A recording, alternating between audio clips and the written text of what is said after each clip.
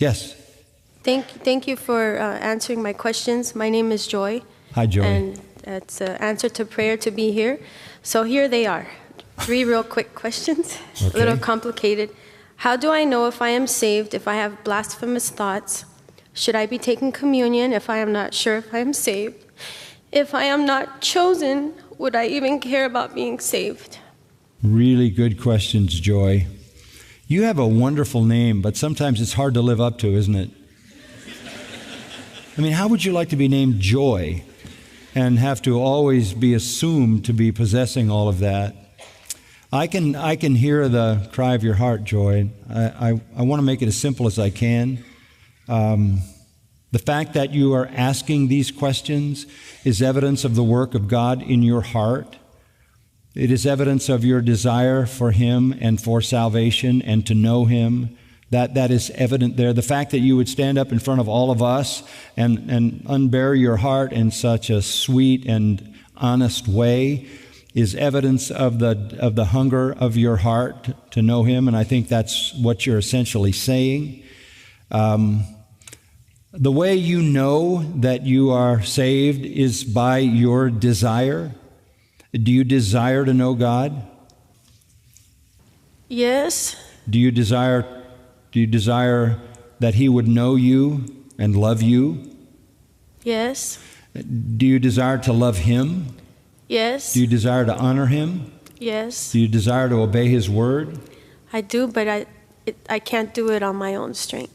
Well, of course not. Join the club. And that's why we're all here.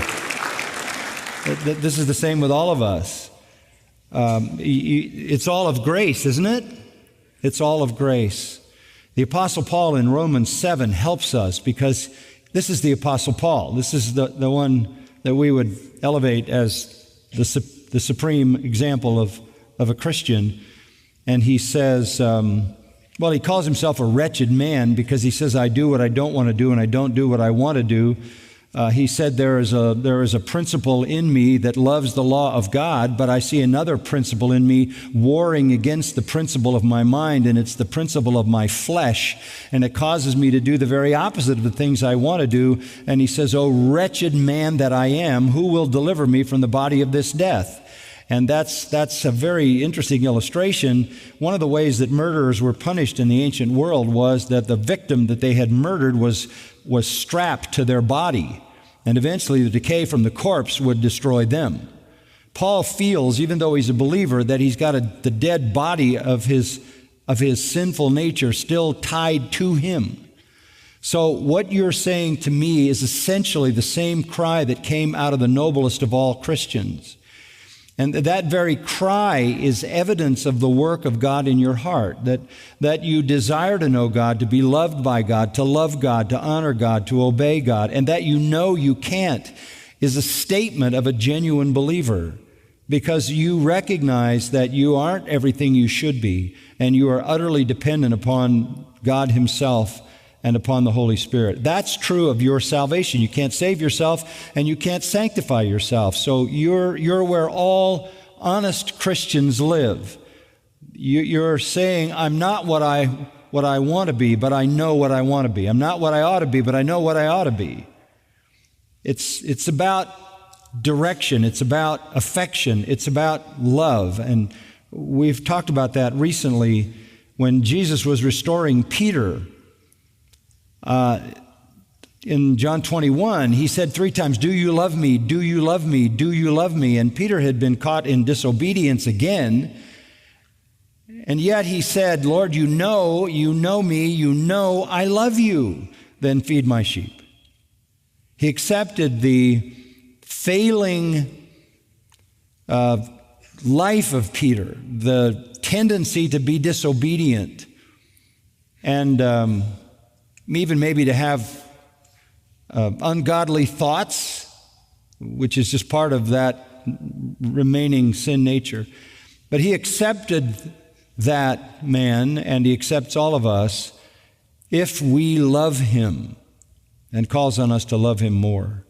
So you don't want to evaluate the character of your salvation by your failures. You want to assess the genuineness of your salvation by your desires, by what you love, what you long for, what you want.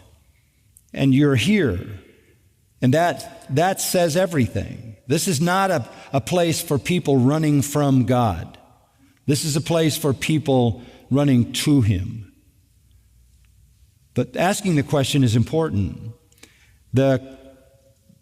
The purest joy, to kind of play on your name a little bit, the purest joy in the Christian life comes when we are obeying Him, loving Him, serving Him, worshiping Him. That's when we enjoy the most assurance. Security is one thing. Security means that I am saved and He will keep me until I see Him face to face. I'm secure in Him. That's not assurance. Assurance is the confidence I have in my mind of my salvation. Many people are saved, they're secured by God in that salvation, but they don't always have the assurance. Why do we struggle with assurance? Because we know our weakness, because we know our temptations, because we know we're not what we ought to be. Sometimes because we fall into a pattern of sin and we lose our assurance. Sometimes because perhaps we have been taught wrongly that you might do something that cause you to lose your salvation, and that generates a certain amount of fear. But to go back to the main point, the very desire of your heart is the evidence of the work of God in your life, because unregenerate enemies of God don't have those desires. Okay? Does that help? Thank you. Thank you, Joy.